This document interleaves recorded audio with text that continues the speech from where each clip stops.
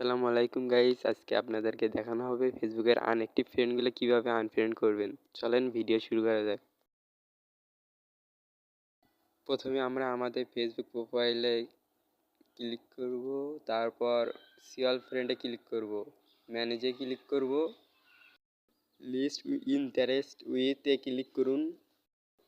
আপনি ইনঅ্যাক্টিভ ফ্রেন্ডগুলো দেখাবে ইচ্ছে মতো ফ্রেন্ডগুলো আনফ্রেন্ড করে দিতে পারবেন।